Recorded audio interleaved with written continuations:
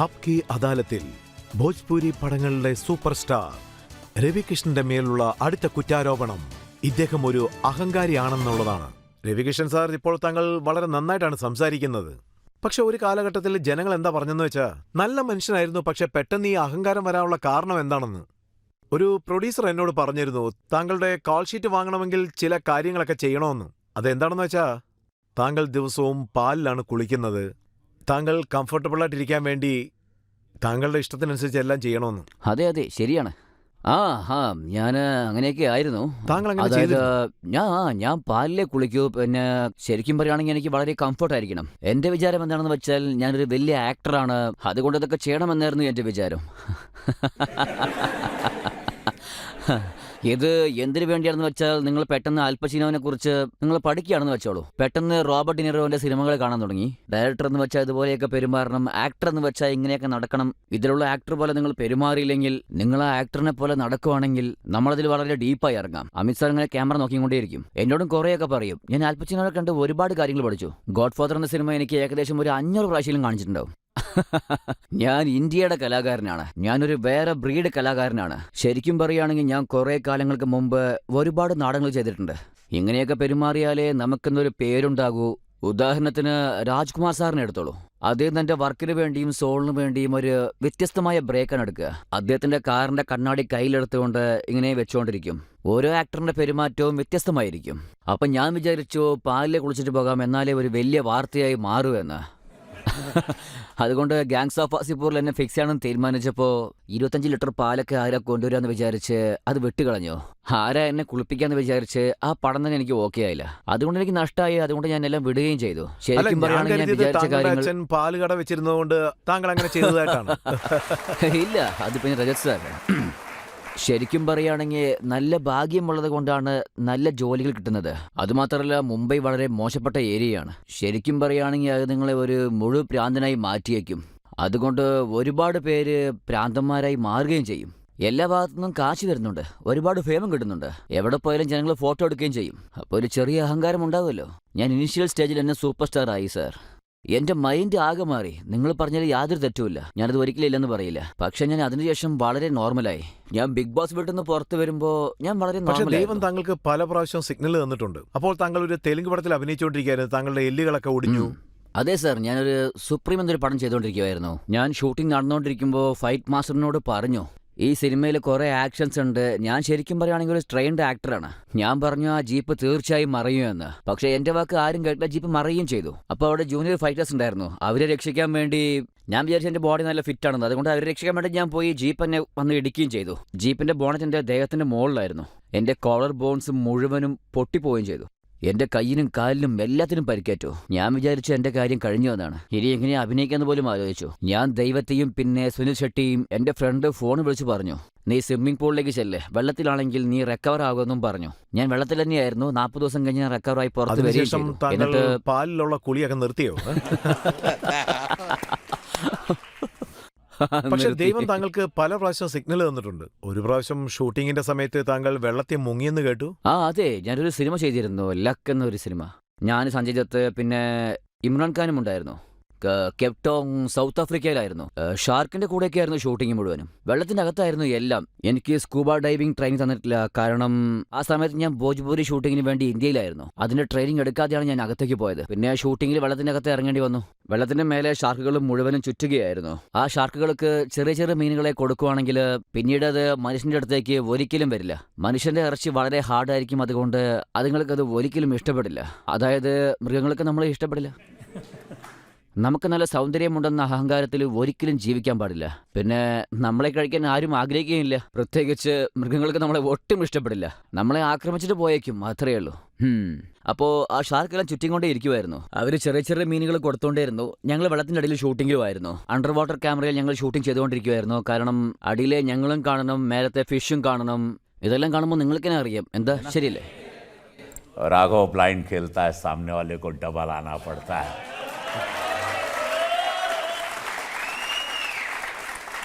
क्योंकि रेस में तो टट्टू दौड़ते हैं, राघव तो शेर है.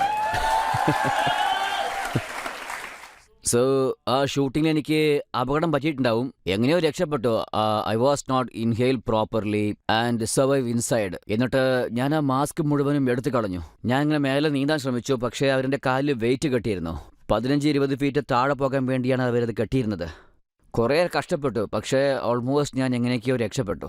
ദൈവം എന്നെ ഇതുപോലെ ഒരുപാട് പ്രാവശ്യം രക്ഷപ്പെടുത്തിയിട്ടുണ്ട്. ഒരു തവണ ഭോജ്പൂരി ഷൂട്ടിങ്ങിൽ ഒരു ഫൈറ്റ് മാസ്റ്റർ ഒരു ചീപ്പായ കേബിൾ കൊണ്ടുവന്നു. മലയിൽ നിന്ന് താഴെ ഇറങ്ങി ഫൈറ്റ് ചെയ്യണം, ടപ്പ് ടപ്പ് ടപ്പ് ടപ്പ് എന്ന് കേബിൾ വഴി വേണം താഴോട്ട് പോകാൻ. പിന്നീട് എനിക്ക് മനസ്സിലായത് അദ്ദേഹം ഒരു ബഡ്ജറ്റ് ഭോജ്പൂരി പ്രൊഡ്യൂസറാണെന്ന്. നല്ല കോസ്റ്റ്ലി ആയത് വാങ്ങാതെ ചീപ്പായി ഒന്ന് വാങ്ങിച്ചിട്ട് വന്നു. ആ റോപ്പിലാണ് എന്നെ അവർ തൂക്കിയിട്ടത്. പെട്ടെന്ന് ഒരു കയറ് പൊട്ടിയത് കൊണ്ട് എന്റെ തലയാണെങ്കിലോ കല്ലിന്റെ ഇടയിൽ പോയി കുടുങ്ങുകയും ചെയ്തു. നല്ലോണം മുറിവ് പറ്റു, കാല്, കയ്യ്, എല്ലാ ഭാഗത്തിനും നല്ല മുറിവ് പറ്റി. അതൊക്കെ ശരിക്കും ദൈവത്തിന്റെ അനുഗ്രഹമാണ്. അല്ലെങ്കിൽ ഞാൻ എന്നോ മേലെ പോയി ചേർന്നേനെ. ഒരു സ്റ്റാർ, വളരെയധികം കുസൃതി കാണിക്കുന്ന ഒരു സ്റ്റാർ. അക്ഷയ് കുമാറിനെ പറ്റിയാ പറഞ്ഞത്. അദ്ദേഹത്തിനോടൊപ്പം ഹേരാഫേരിയിൽ താങ്കൾ എങ്ങനെയാണ് അഭിനയിച്ചത്? വീത്നാഥ് ലേഖ് ദോ തോക് ദ ലേഖ.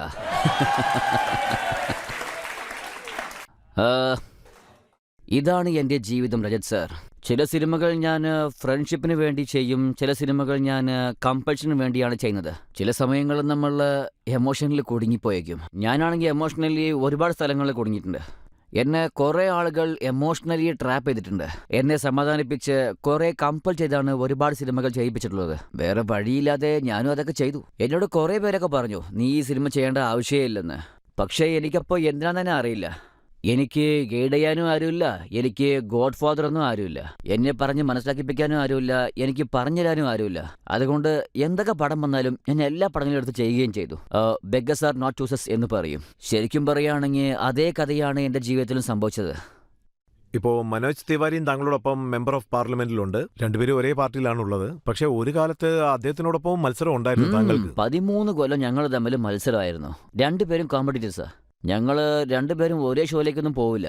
അതായത് അദ്ദേഹം അവിടുന്ന് വരുന്നു എന്ന് അറിഞ്ഞാൽ ഞാൻ ഇവിടുന്ന് പോയേക്കും. അദ്ദേഹം അങ്ങനെയൊക്കെ തന്നെയായിരുന്നു. 2 കൊല്ലമായിട്ട് ഞാനും അദ്ദേഹം സെയിം ടൈപ്പായിരുന്നു. അതായത് ആ സമയത്ത് നമ്മുടെ കൂടെ ഒരുപാട് വ്യത്യസ്തമായ ജനങ്ങളായിരുന്നു ഉണ്ടായിരുന്നത്. നമ്മൾ വലിയ ആളായിരിക്കുമ്പോൾ അവർ നമ്മുടെ കൂടെ ഉണ്ടാവും. അതായത് ചെവികൾ നല്ല വലുപ്പമായിരിക്കും. ഞാൻ ഒറ്റയ്ക്ക് പോകുന്ന മനുഷ്യനാണെന്നാണ് അദ്ദേഹത്തിൻ്റെ വിചാരം. ഞാൻ അദ്ദേഹത്തിനോട് പറഞ്ഞിരുന്നു നിങ്ങളൊരു സിംഗറാണ്, ഞാനൊരു ട്രെയിൻഡ് ആക്ടറാണെന്ന്. പിന്നെ എന്തിനാ ഈ പകയൊക്കെ നമുക്ക് രണ്ടുപേർക്കും ഒരുമിച്ചിരിക്കാന്ന് അദ്ദേഹം ഒരു പ്രാവശ്യം എന്നോട് പറഞ്ഞിരുന്നു, ഒരു സിനിമയിൽ അദ്ദേഹം SP ആയിട്ട് അഭിനയിച്ചു, ഒരു പോലീസ് ഓഫീസറായിട്ട്. താങ്കൾ അതിൽ മോഷ്ടാവായിട്ടും അഭിനയിച്ചു. താങ്കൾ SP എന്നെ അടിക്കാൻ പാടില്ല, ഞാൻ വേണേ SP അടിക്കാമെന്ന് പറഞ്ഞതായിട്ട് കേട്ടു. സാർ ശരിക്കും പറയുകയാണെങ്കിൽ ഞാനതൊക്കെ മറന്നു തന്നെ പോയി. എന്റെ കാഴ്ചയിൽ അദ്ദേഹം ഒരു കോമ്പറ്റീറ്റർ മാത്രമായിരുന്നു. ഞാൻ ഒരിക്കലും ഡൗൺ ആകാൻ പാടില്ല എന്നായിരുന്നു എന്റെ ഫാൻസിന്റെ എല്ലാവരുടെയും വിചാരം. ഞാൻ വേറെ ഒരു ഹീറോന്റെ അടുത്ത് താഴാൻ പാടില്ല എന്നായിരുന്നു അവർ വിചാരിച്ചത്. സൗത്തിലും ഇതുപോലെയൊക്കെ സംഭവിക്കും. എല്ലാവർക്കും അവരവരെ സെറ്റ് ഓഫ് ഫാൻസ് ഉണ്ടാവും. ഞാൻ വിചാരിച്ചത് എന്റെ കോൾ ഷീറ്റിന് വേണ്ടിയാണ് അദ്ദേഹം ഇവിടേക്ക് വന്നത് എന്നാണ്. അദ്ദേഹം എന്റെ അടുത്ത് വന്ന് തട്ടി പോന്ന് പറഞ്ഞു. ഞാൻ അപ്പോഴാണ് ചോദിച്ചത് പറയൂ എന്താണ് കാര്യം എന്ന് ചോദിച്ചു. ഇത് എന്റെ നാടാണ്, മനസ്സിലായോ? ഉണങ്ങി വീഴുന്ന ഇലയ്ക്കും, അതായത് മരത്തിൽ നിന്ന് ഇല ഉണങ്ങി വീഴില്ലേ, അതിനു പോലും അറിയാം ഞാൻ ആരാണ് എന്ന്. ആ ഇല പോലും വീണോ വീണ്ടോ എന്ന് എന്നോട് ചോദിച്ചിട്ട് ചെയ്യൂ.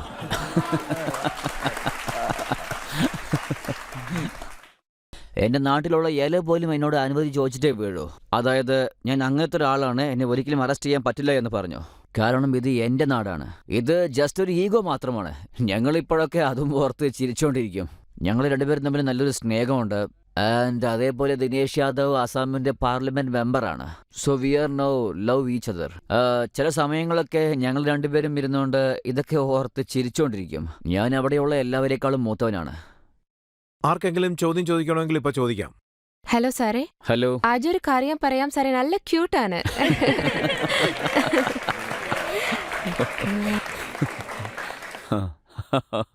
ഞാനിത് ഒരിക്കലും പ്രതീക്ഷിതയില്ല. Okay, alright, thank you so much. Thank you. Sir, ദേവദാസന് പറഞ്ഞൊരു മൂവി ഉണ്ട്. അതിലെ ഷാരുഖ് സാർ ഒരു ഡയലോഗ് പറഞ്ഞിട്ടുണ്ട്. വേദന കുറയ്ക്കാൻ വേണ്ടി ആരെങ്കിലും കുടിക്കുകയോ? ആ ഷാരുഖ് സാർ പറയാമല്ലാതെ സാറാണ് മൂവിയിൽ ആക്ട് ചെയ്തുണ്ടെങ്കിൽ ഭോജ്പൂരിയിലെ ആ ഡയലോഗ് പറയാം. ഓ,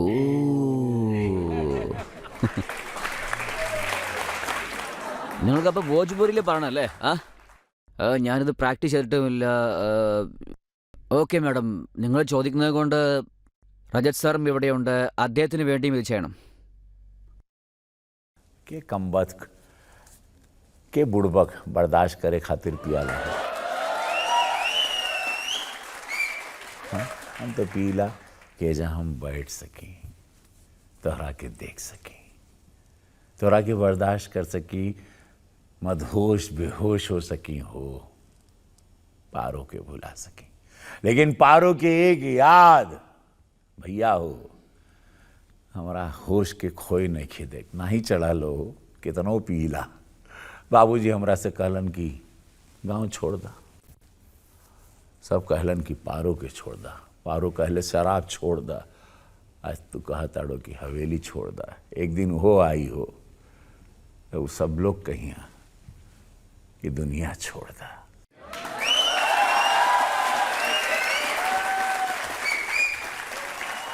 താങ്കൾ ഷാരൂഖ് ഖാന്റെ ഡയലോഗ് ഭോജ്പൂരിയിൽ പറയുന്നു, അത് താങ്കൾക്ക് മനസ്സിലാകുകയും ചെയ്യുന്നു. ഷാരൂഖ് ഖാനും ഭോജ്പൂരി അറിയാം, പക്ഷേ താങ്കൾ സ്പൈഡർമാനെയും ഭോജ്പൂരിയിൽ സംസാരിപ്പിച്ചിരിക്കുന്നു. രജത് സാർ, എനിക്ക് എല്ലാം ഓർമ്മയുണ്ട്. അവർ ഹോംവർക്ക് തന്നുകൊണ്ടേയിരിക്കും. സ്പൈഡർമാൻ 2 എനിക്കൊരു ക്യാരക്ടർ കിട്ടി.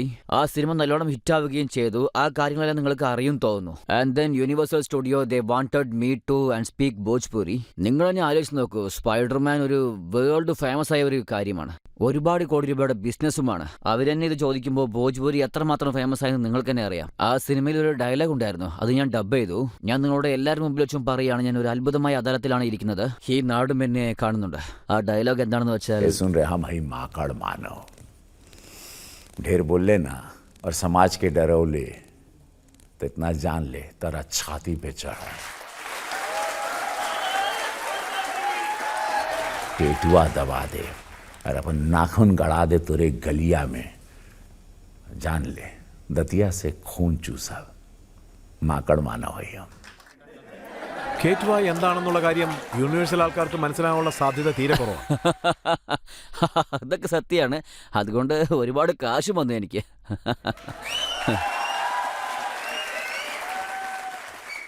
സർ, തമിഴിലും തെലുങ്കിലും കുറെ മൂവി ആക്ട് ചെയ്തിട്ടുണ്ട്.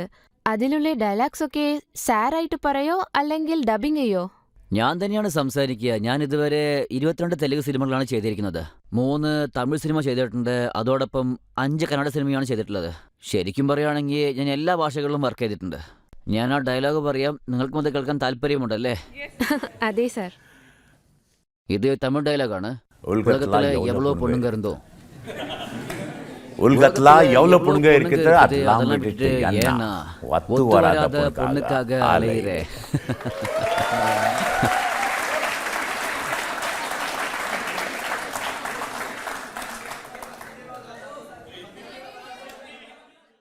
അവര് താങ്കൾ പറഞ്ഞതിന്റെ അർത്ഥം എന്താണെന്നാ ചോദിക്കുന്നത്. അതായത് ഇതിന്റെ അർത്ഥം എന്താണെന്ന് വെച്ചാൽ ഇതൊരു റൊമാൻറ്റിക്കായ മീനിങ് ആണ്. നിങ്ങൾ ഒരു കാര്യം മറക്കരുത്, ഞാനിപ്പോൾ ഒരു പാർലമെന്റ് മെമ്പറാണ്. സ്ഥാനത്തിനൊരു മര്യാദ ഉണ്ട്, അതുകൊണ്ട് ഞാൻ. താങ്കൾ സൗത്ത് ഇന്ത്യൻ സിനിമകളെ കുറിച്ച് സംസാരിച്ചു, സൗത്ത് ഇന്ത്യൻ ഡയലോഗുകൾ പറഞ്ഞു. താങ്കൾ എപ്പോഴെങ്കിലും നാട്ടു പാട്ടിന് ഡാൻസ് കളിച്ചിട്ടുണ്ടോ? രജത് സാർ, നിങ്ങൾ തന്നെ പറയേ, ഞാൻ 700 സിനിമകളിൽ എന്താണ് ചെയ്യാത്തത്?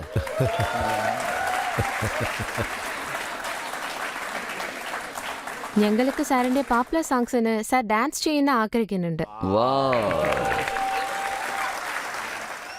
എനിക്ക് ഒറ്റൊരു റിക്വസ്റ്റേ ഉള്ളൂ, ഇവിടെയുള്ള എല്ലാ ഗേൾസും വന്ന് എൻ്റെ കൂടെ ഡാൻസ് കളിക്കും. പിന്നെ രജത് സാർ ഒരു മജീഷ്യനാണ്, അദ്ദേഹം എന്ത് വേണമെങ്കിലും ചെയ്യും. ഞാൻ ഇന്നൊരു കാര്യം ശ്രദ്ധിച്ചു, അദ്ദേഹം കൃഷ്ണരെ പോലെ ഒരു ചെറിയ പുഞ്ചിരിയോടുകൂടി വളരെ സ്നേഹപൂർവ്വം എല്ലാ ചോദ്യങ്ങളും അദ്ദേഹം നമ്മളോട് ചോദിക്കും.